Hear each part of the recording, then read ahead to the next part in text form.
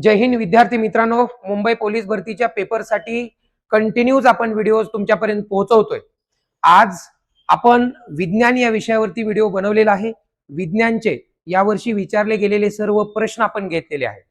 जेवढे पण जिल्ह्यांचे पोलीस भरतीचे पेपर झाले त्यामध्ये आलेले सगळे विज्ञानचे प्रश्न आज आपण घेतलेले आहेत। खरं तर आज दिवसभर पुणे शहर पोलीस भरतीचा जो रिझल्ट काल लागला त्यामुळे आज आम्ही दिवसभर बिजी आहोत। कंटिन्यू विद्यार्थी भेटायला येत आहेत। नुकतेच म्हणजे काही मिनिटांपूर्वीच आपल्या पुणे शहर पोलीस मध्ये भरती झालेल्या 11 विद्यार्थ्यांचे सत्कार आपण केले। ते गुलाल उधळून त्यांचा जल्लोष झाला। मी जस्ट आता तिथूनच आलोय, पण व्हिडिओ थांबला नाही पाहिजे कारण एक एक दिवस तुमचा महत्वाचा आहे। म्हणून मी जसा आलोय तसा स्क्रीन समोर आणि कॅमेऱ्यासमोर उभा आहे, कारण आजचा व्हिडिओ मला ब्रेक करायचा नाही। आणि कदाचित या व्हिडिओतून तुम्हालाही एक प्रेरणा मिळावी की लवकरच गुलाल तुम्हालाही उधळायचा आहे, हा संदेश पण मला या ठिकाणी इनडायरेक्टली द्यायचा आहे। चला विज्ञानच्या प्रश्नांना आपण सुरुवात करूया। ओके चलो, बघा ठाणे शहर जिल्हा पोलीसला ठाणे शहर विज्ञानच्या प्रश्नांसाठी फेमस आहे। मित्रांनो, ठाणे शहरला प्रश्न आला होता, खालीलपैकी कोणते मूलद्रव्य धातू सदृश्य नाही। आता धातू सदृश्य नाही, खरं तर हा डाऊट असणारा डाऊटफुल क्वेश्चन आहे। त्याचं कारण असं आहे की पर्यायामधलं बोरॉन हे उत्तर आपल्याला निवडावं लागलं। त्याचं कारण असं आहे की बोरॉन हे खरं तर धातू सदृश्य आहे, परंतु त्याचे जे गुणधर्म आहेत ते प्रामुख्याने अधातूंसारखे जास्त आहेत, त्यामुळे बोरॉनला या ठिकाणी निश्चित केलं गेलेलं आहे। चला पुढचा प्रश्न काय पहा, मानवी शरीरासंदर्भातला। मेंदूचा कोणता भाग हृदयाचे ठोके, रक्ताचा प्रवाह आणि श्वासोश्वास क्रियेचे नियंत्रण करतो? आपल्या मेंदूमध्ये असणारा नेमका कोणता भाग या सर्व गोष्टींचं नियंत्रण करतो? तर तो आहे मस्तिष्क पुच्छ। ओके, खरं तर हा मेंदूचा सर्वात खालचा भाग आहे आणि तो सर्व अनैच्छिक क्रियांवरती त्या ठिकाणी नियंत्रण ठेवत असतो। ह्या गोष्टी बेसिक आपल्याला माहित पाहिजेत। आता जीवशास्त्रातला प्रश्न ठाणे शहरला आलेला पाहूया।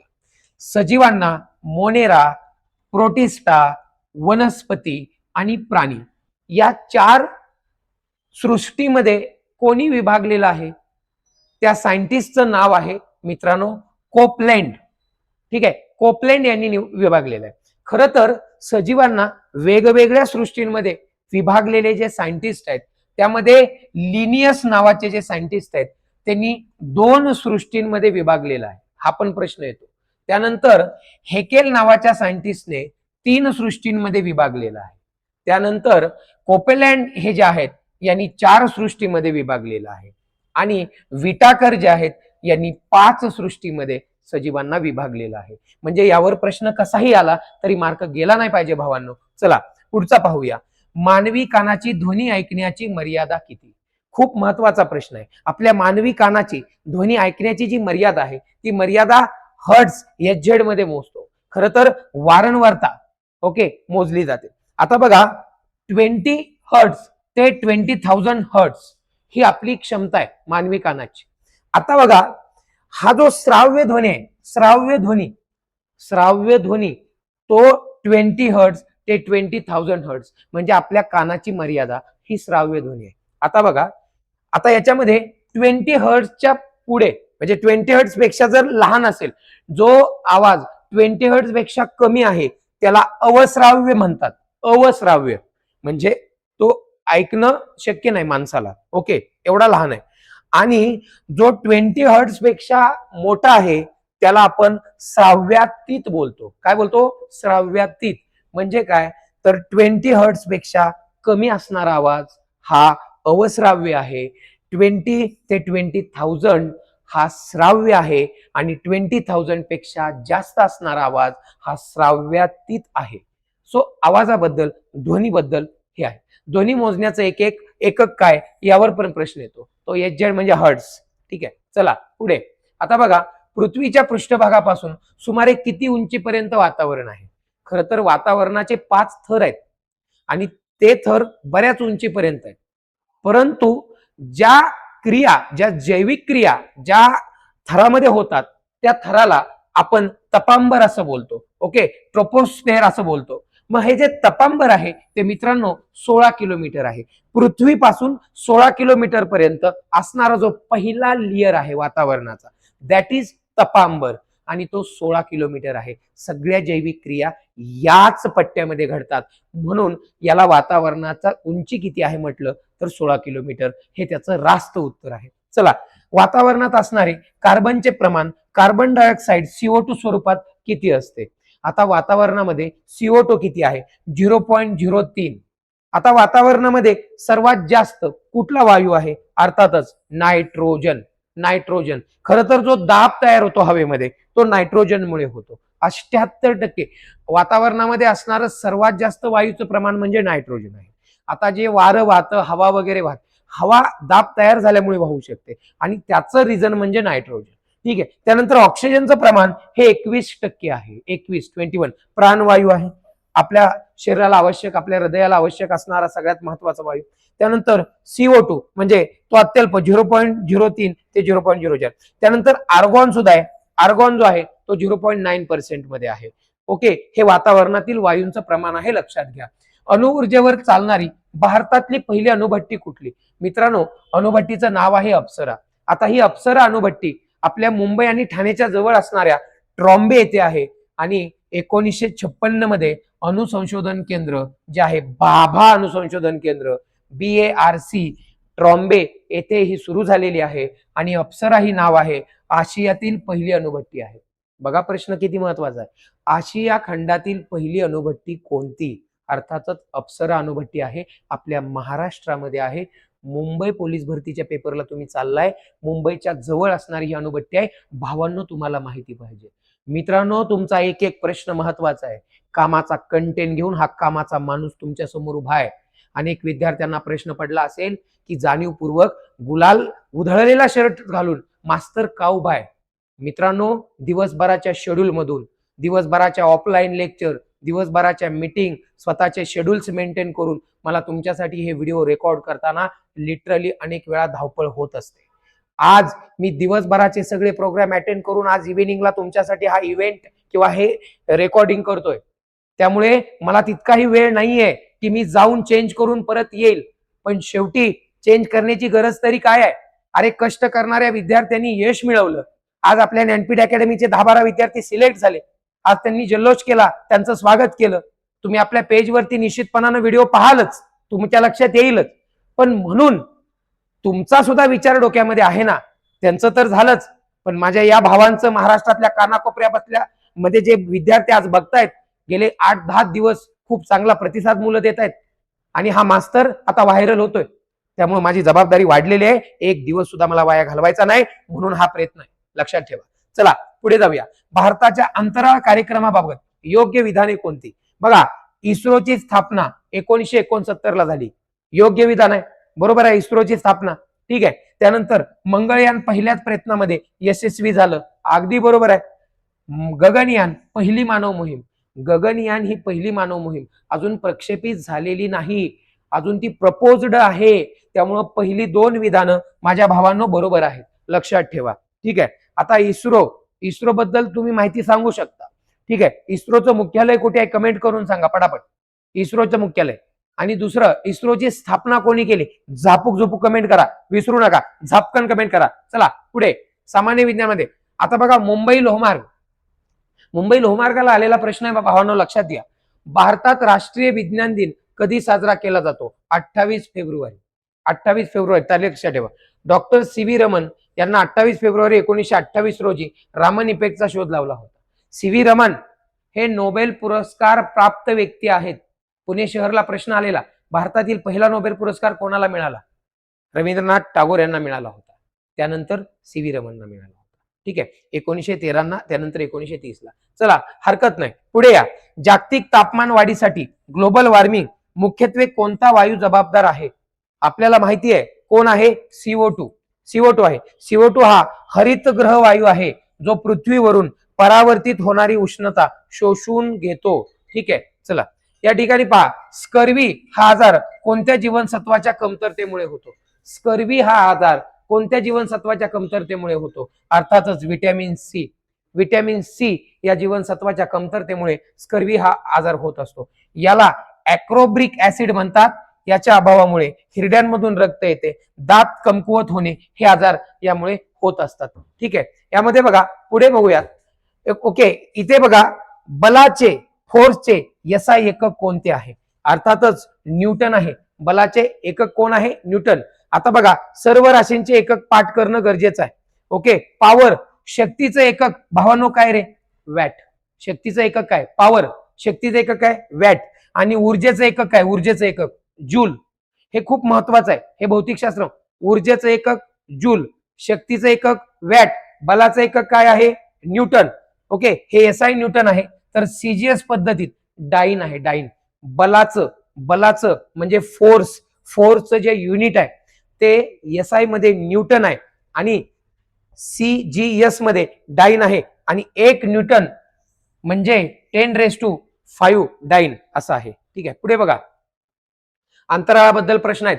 नवी मुंबई आणि ठाणे ग्रामीण पोलीसला एकत्र आलेले प्रश्न आहेत. पहा, 36,000 किलोमीटर अंतरावर उपग्रह सोडण्यासाठी कोणत्या वाहकाचा वापर केला जातो? GSLV जड दळणवळण उपग्रहांना भूस्थिर कक्षेत स्थापित करण्यासाठी वापर केला जातो. GSLV या ठिकाणी उपग्रह सोडण्यासाठी या वाहकाचा, हे वाहक आहे, हे मीडियम आहे. ठीक आहे. आता बघा, लसीकरणाचे जनक म्हणून कोणास ओळखले जाते? एडवर्ड जन्नर यांना वॅक्सिनचे जनक म्हणून ओळखले जाते. ठीक आहे. 1796 मध्ये देवी या रोगावरील पहिली लस शोधली होती. बऱ्याचदा प्रश्न आलाय, देवी या रोगावर लस शोधणारे कोण? अर्थातच कोण आहेत ते? पहा, एडवर्ड जन्नर. एक प्रश्न महत्वाचा आहे. सगळेच्या सगळे प्रश्न या पोलीस भरतीला 2026 मध्ये वेगवेगळ्या जिल्ह्यामध्ये विचारलेले प्रश्न आहेत. यातला एकही प्रश्न हलका नाही, साधा नाही. तुमच्या कामाचा प्रश्न आहे आणि कामाचीच माहिती आहे. व्हिडिओ शेवटपर्यंत बघायचा आहे, स्किप करायचा नाही. चला, DRDOने विकसित केलेले पहिले स्वदेशी सबसॉनिक क्रूज क्षेपणास्त्र कोणते? DRDOने विकसित केलेले. कुठले? निर्भय. उत्तर आहे निर्भय. बघा, लांब पल्ल्याचे सबसॉनिक ध्वनीच्या वेगापेक्षा कमी वेगाने जाणारे क्रूज क्षेपणास्त्र आहे. महत्वाची माहिती आहे, लक्षात घ्या. निर्भय नाव आहे, लक्षात ठेवा. आता बघा, नैसर्गिक आपत्तीबाबत योग्य विधान ओळखायचे. योग्य विधान काय? पहा, त्सुनामी भूकंपामुळे, चक्रीवादळे घड्याळाच्या विरुद्ध दिशेने, आणि EI निनो म्हणजे तापमान थंड होणे. आता यामध्ये बघा, फक्त 1 आणि 2 हे बरोबर आहेत. 1 म्हणजे काय? त्सुनामी भूकंपामुळे, बरोबर आहे. आणि चक्रीवादळे घड्याळाच्या विरुद्ध दिशेने, हे बरोबर आहे. पण EI नानो म्हणजे तापमान थंड होणे, हे चुकीचं आहे. ऍक्च्युअली EI निनो म्हणजे प्रशांत महासागराचे तापमान वाढणे होय. तापमान थंड होण्याला ला नीना म्हणतात. ओके, तापमान थंड होण्याला ला नीना म्हणतात. ओके, मग हे काय आहे? इल नीना म्हणजे काय? तापमान वाढणे. प्रशांत महासागराचे तापमान वाढणे म्हणजे अल निनो. तापमान वाढणे म्हणजे अल निनो.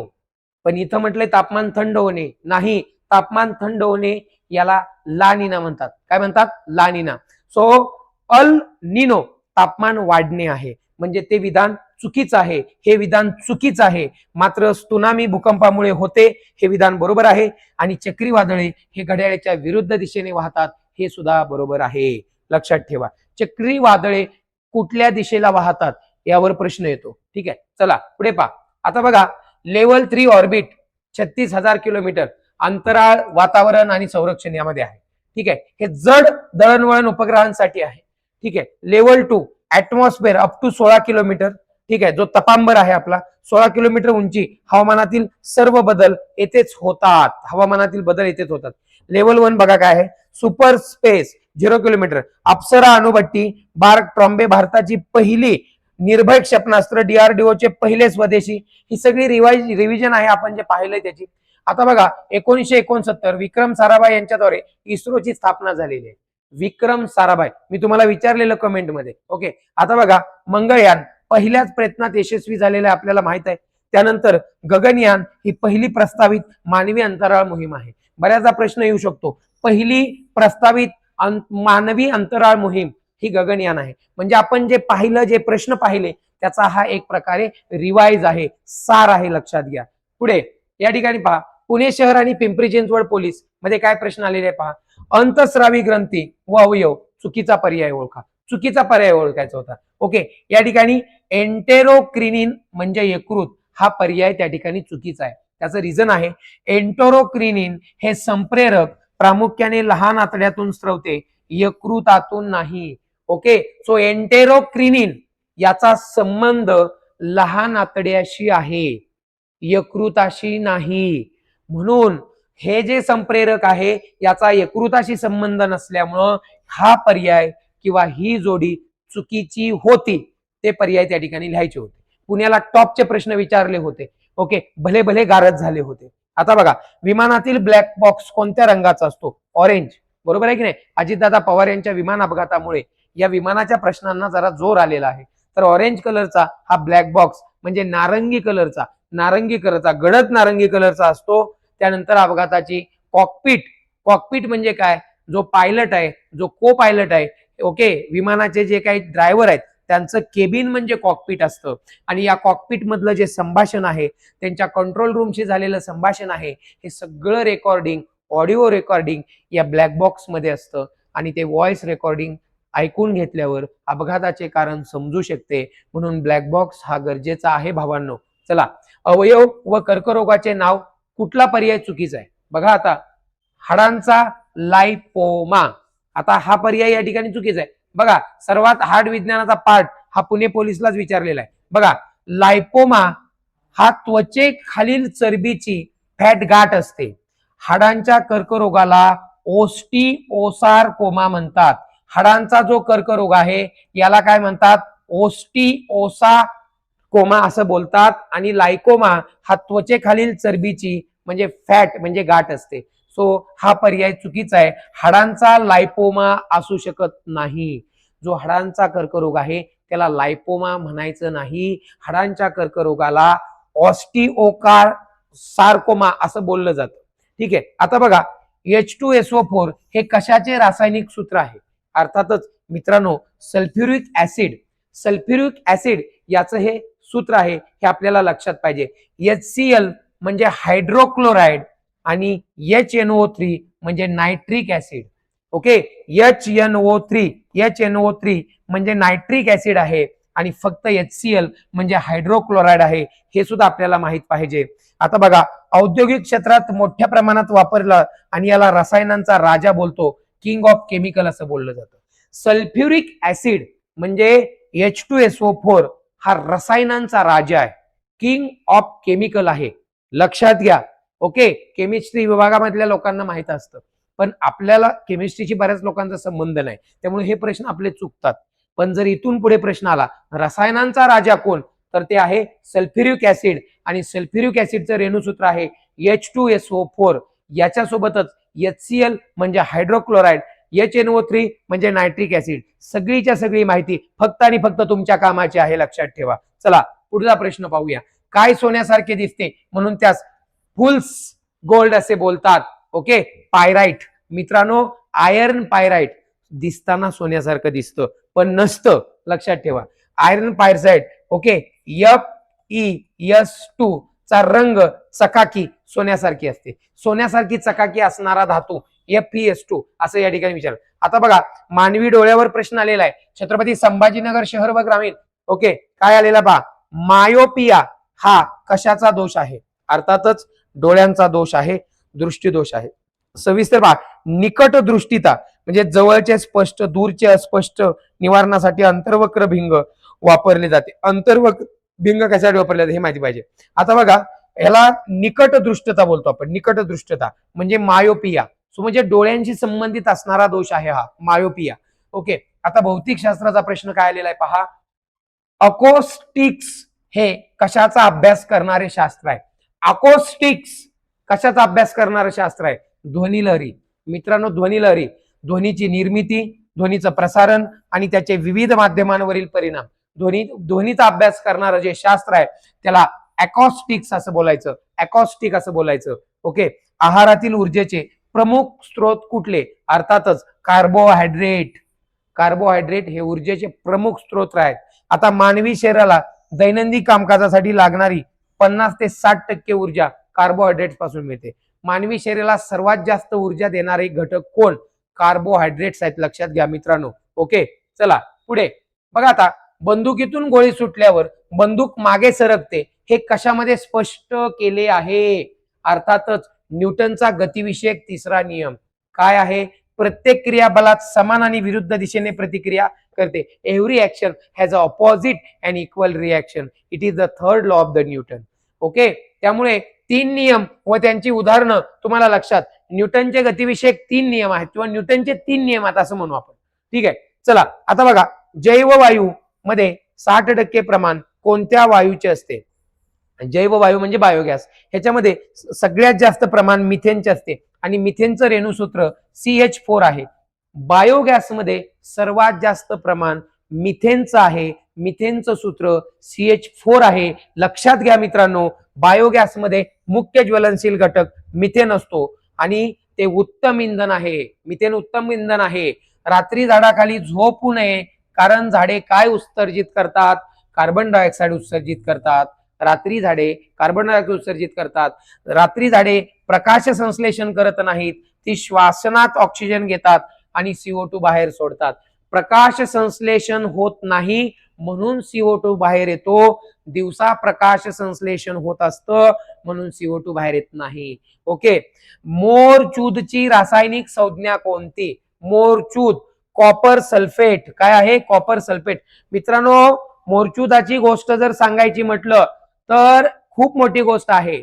दिल्लीमध्ये जेव्हा महाराष्ट्र सदन बांधलं आणि महाराष्ट्र सदनाच्या गेट जवळ एक झाड होतं, ते झाड तिथल्या पर्यावरण खात्याची परवानगी न मिळाल्यामुळं ते झाड पाडता येत नव्हतं आणि आमचं महाराष्ट्र सदनाचं गेट पण त्या ठिकाणी तयार होत नव्हतं. मग शरद पवार मुख्यमंत्री होते महाराष्ट्रात. एकदा शरद पवार दिल्लीच्या दौऱ्याला गेले आणि पवार साहेबांना तिथल्या काही इंजिनियर्सनी सांगितलं की साहेब, अशी अडचण आहे, हे झाड आम्हाला त्या ठिकाणी कशा पद्धतीने कार्य करते. तेव्हा मात्र पवार साहेब म्हटले, हे बघा, शेवटी पर्यावरण खात्याचा विषय मी काय बोलावं, पण एक बघा, आमच्या ग्रामीण भागामध्ये जर एखादं झाड आणि बांधावर असेल आणि त्या झाडामुळे पिकाचं नुकसान होत असेल तर आमचे शेतकरी म्हणले एवढे कधी कधी असं करतात की काय करतात म्हणले, मोरचुदाचं एखादी पुडी आणि मोरचूद त्या झाडाच्या म्हणले बुडक्यात टाकतात. अहो काय सांगायचं, 4-6 महिन्यामध्ये ते झाड जळून जातं. वाईट वाटतो. आता हे स्टेटमेंट पवार साहेबांनी त्या इंजिनियरला केलं, पण त्या इंजिनियरला हिंट दिली होती की तुला काय करायचंय ते. आणि मग काही दिवसांनी मोरचूद आणि त्या झाडाचा कार्यक्रम झाला. काही वर्षानंतर पवार साहेबांनी त्या गेटचं उद्घाटन पण केलं. अशा पद्धतीनं मोरचूद ची गोष्ट आहे. लक्षात घ्या, विषय महत्वाचा नाही. आता विषय आहे कॉपर सल्फेट. मोरचूदची संज्ञा, रासायनिक संज्ञा आहे कॉपर सल्फेट, CuSO4. याला निळा, बघा, या निळात होता, ओके, असं बोलत असतात. या ठिकाणी शेतीमध्ये बुरशीनाशक म्हणून वापरलं जातं. बुरशीनाशक म्हणून वापरलं जातं. आता बघा, कोणत्या लोह खनिजात सर्वात जास्त लोहाचे प्रमाण आहे? सर्वात जास्त मॅग्नेटाइट. सगळ्यात जास्त 4 महत्वाची लोह खनिजे. Hematite, okay, Fe2O3. या ठिकाणी हेमेटाइट मध्ये 70% प्रमाण आहे. त्यानंतर मॅग्नेटाइट 72% प्रमाण आहे. त्यानंतर लिमोनाइट, ओके, त्यानंतर आहे सिडेनाइट. या ठिकाणी अशा पद्धतीनं हे प्रमाण आहेत, परंतु सर्वात जास्त 72% प्रमाण हे मॅग्नेटाइट मध्ये आहे. आता बघा, खालीलपैकी कोणता हरितगृह वायू नाही? मित्रांनो, सल्फर डायऑक्साइड SO2 हा हरितगृह वायू नाही. SO2 प्रामुख्याने आम्ल पर्जन्य घडवून आणतो, त्यामुळे त्याला हरितगृह वायू म्हणता येणार नाही. SO2 पाण्यात विरघळतो तेव्हा H2SO4 म्हणजे सल्फ्युरिक ऍसिड बनवतो. अर्थातच जेव्हा SO2 पाण्यामध्ये विरघळतो तेव्हा तो सल्फ्युरिक ऍसिड बनवतो. लक्षात ठेवा.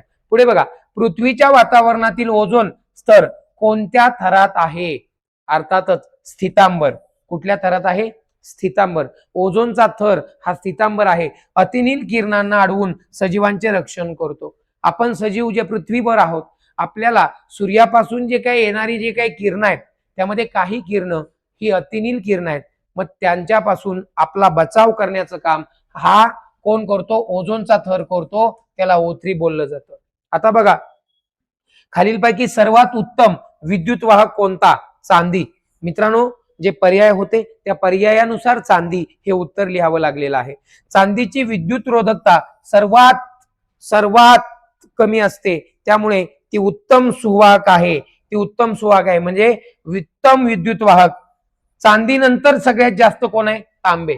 म्हणजे तुम्ही बघा, आपल्या ज्या लाईटच्या ज्या केबल आहेत त्या केबलमध्ये आतमध्ये ह्या वायरमध्ये तांबे असते. तांबे म्हणजे तांबे हे सर्वात जास्त विद्युत सुवाहक आहे आणि त्याच्या खाली मग चांदी आहे. ठीक आहे, चला पुढे.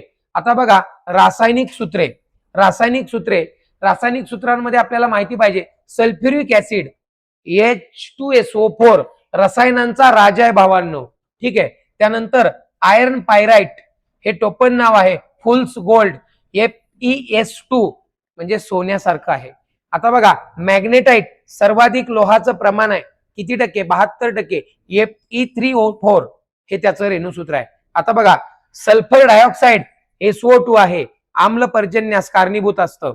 मिथेन बायोगॅस मधला महत्वाचा जो काही गॅस आहे तो CH4 आणि कॉपर सल्फेट CuSO4 मोरचूद किंवा निळा थोथा असं बोललं जातं. ठीक आहे, मोरचूद म्हणजेच त्या ठिकाणी कॉपर सल्फेट. ओके, आता बघा परभणी जिल्ह्याला कुठले प्रश्न आले होते? कोणते रोग विषाणूंपासून म्हणजे व्हायरस पासून होत नाहीत? बघा आता इथं देवी, इन्फ्लुएन्झा, क्षय, मलेरिया, कावीळ आणि हिमोफिलिया हे पर्याय होते. यामध्ये फक्त क्षय, मलेरिया व हिमोफिलिया हे जे रोग आहेत हे रोग विषाणूंपासून होत नाहीत. बाकीचे जे रोग आहेत बघा, बाकीचे जे रोग आहेत ते रोग त्या ठिकाणी विषाणूंपासून होतात. म्हणजेच काय, या ठिकाणी इन्फ्लुएन्झा असेल, त्या ठिकाणी देवी असेल, त्या ठिकाणी कावीळ असेल किंवा म्हणजे हे जे रोग आहेत ते व्हायरस पासून होतात आणि बाकीचे व्हायरस पासून होत नाहीत. आता पहा जीवाणू म्हणजे बॅक्टेरिया. ओके, क्षय हा बॅक्टेरिया जीवाणूचा आहे, मलेरिया परजीवी आणि हिमोफिलिया अनुवंशिक आजार आहे. चला पुढे. कोणत्या रोगावरील प्रतिबंधक उपाय म्हणून बिलिगांची BCG लस टोचली जाते? BCG मित्रांनो, BCG लस कशासाठी टोचतो आपण? टीबी, क्षयरोग. आपल्याला माहिती पाहिजे टीबी, क्षयरोग, क्षयरोगासाठी असणारी लस BCG ही लस आहे, लक्षात घ्या. त्यानंतर पहा क्युसेक हे काय मोजण्याचे साधन आहे? पाण्याचा प्रवाह. काय मोजण्याचे? पाण्याचा. एखाद्या धरणातून एवढे क्युसेक पाणी सोडले आपण म्हणतो ना, पाण्याचा प्रवाह मोजण्याचं ते साधन आहे क्युसेक. ठीक आहे, चला पुढे. पहा रोगाचा प्रकार, त्यानंतर त्याचं उदाहरण आणि त्याचं लस. बघा रोगाचा प्रकार. आता विषाणूजन्य रोग देवी, इन्फ्लुएन्झा आणि कावीळ विषाणूजन्य आहेत. यामध्ये पहिली लस एडवर्ड जन्नर म्हणजे देवीची जी लस आहे. त्यानंतर जीवाणूजन्य म्हणजे बॅक्टेरियल, क्षय, पटकी हे विषाणूजन्य आहेत आणि त्यावर लस आहे BCG. त्यानंतर परजीवी मलेरिया लस आहे, म्हणजे लसचा काही विषयच नाही त्यावर. अनुवंशिक हिमोफिलिया तिथे पण लस नाही. जीवनसत्वांचा अभाव, स्कर्वी, रात आंधळेपणा याच्यामध्ये आहार नियंत्रण ठेवणं गरजेचं असतं. चला आता बघा नागपूर लोहमार्ग आणि वर्धा पोलीसला आलेले प्रश्न पहा. रात आंधळेपणा हा रोग कोणत्या जीवनसत्वाच्या अभावामुळे होतो? भावांनो, रात आंधळेपणा हा रोग जो आहे तो जीवनसत्व अ, रात आंधळेपणा हा उल्लेख आहे म्हणून हे लक्षात ठेवायचं. जीवनसत्व अ मुळे होतो. जीवनसत्व त्याचे शास्त्रीय नाव व त्यामुळे होणारे आजार आहेत. पहा आता या ठिकाणी पहा की व्हिटॅमिन ए ला रेटिनॉल म्हणतात. डोळ्यातील दृष्टीपटलावर परिणाम होतो. व्हिटॅमिन ए म्हणजे काय? रेटिनॉल. हा पण खूप महत्वाचा प्रश्न आहे भावांनो. व्हिटॅमिन ए म्हणजे रेटिनॉल हा डोळ्यात त्या ठिकाणी दृष्टीपटलावर परिणाम करतो. विमान खालीलपैकी कोणत्या तत्वावर काम करते? विमान, फ्लाइट. बार्नोलीच्या तत्वावर. बार्नोलीचं तत्व काय सांगतं? विमानाचे पंख वरील बाजूस हवेचा वेग वाढवतात आणि दाब कमी करतात. त्यामुळे विमानाला वर उचलणारी ताकद म्हणजे जो थ्रस्ट आहे, लिफ्ट आहे ते मिळत असतं.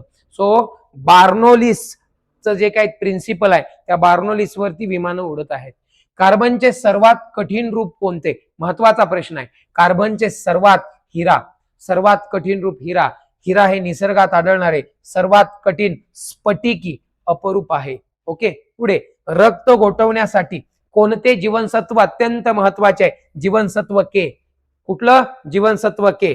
ओके, चला बघा कालच्या लेक्चरमध्ये भरपूर लोकांनी कमेंट केली, सर विज्ञान घ्या, विज्ञान महत्वाचं आहे, विज्ञान चुकतं, विज्ञान मुंबईला येऊ शकतं आणि म्हणून आपण सगळे विज्ञानचे प्रश्न काढले आणि सगळे प्रश्न एकत्र केले आणि प्रेझेंटेशन बनवून तुमच्या समोर तुमच्या कामाची माहिती घेऊन कामाचा माणूस उभा आहे, लक्षात घ्या.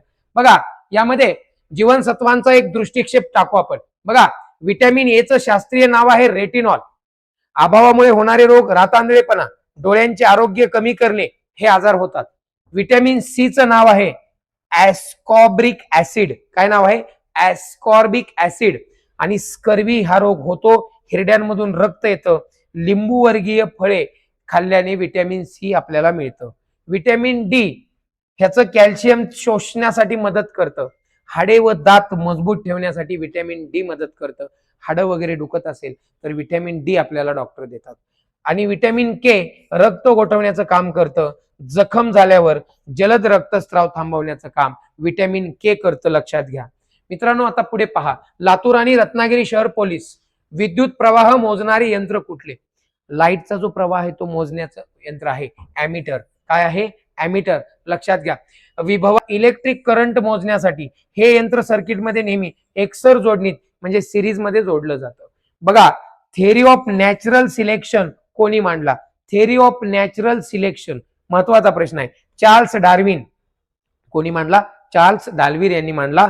ओरिजिन ऑफ या ठिकाणी पुस्तकात या सिद्धांत आहे हा. बघा, मेंडेलच्या आवर्त सारणीनुसार नायट्रोजनचा अनुक्रमांक कितवा? जी आवर्त सारणी आहे त्यामध्ये हा अनुक्रमांक आहे 7वा. कितवा आहे? 7वा. ओके, या ठिकाणी महत्वाचे अनुक्रमांक आपल्याला पाठ पाहिजेत. सविस्तर चिन्ह एन आहे. नायट्रोजनचं चिन्ह काय? एन. आणि वातावरणात प्रमाण सर्वाधिक आहे. मगाशीच सांगितलं 78% प्रमाण नायट्रोजनचं आहे, त्याचं नाव एन आहे. आणि सारणीमधला अनुक्रमांक 7 आहे, लक्षात घ्या, नायट्रोजनचा.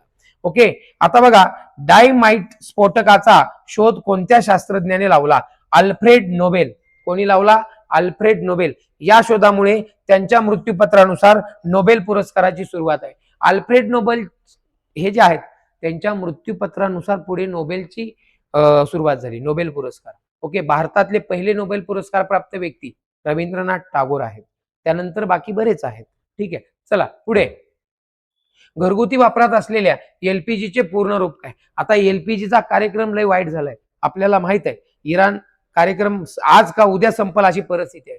डोनाल्ड ट्रम्प यांनी टोकाचा निर्णय घेण्याची सिच्युएशन आलेली आहे आणि कदाचित इराणचा सर्वनाश करण्याचं पाऊल अमेरिका उचलेल अशी भीती आहे. मात्र ह्या सगळ्यामुळं आपल्या भारतात येणारा हॉर्मुझच्या समुद्रधुनीमधून येणारे जी जहाज आहेत त्यांची वाहतूक ठप्प झालेली आहे आणि आमच्याकडे येणारा गॅस आता शॉर्ट झालेला आहे.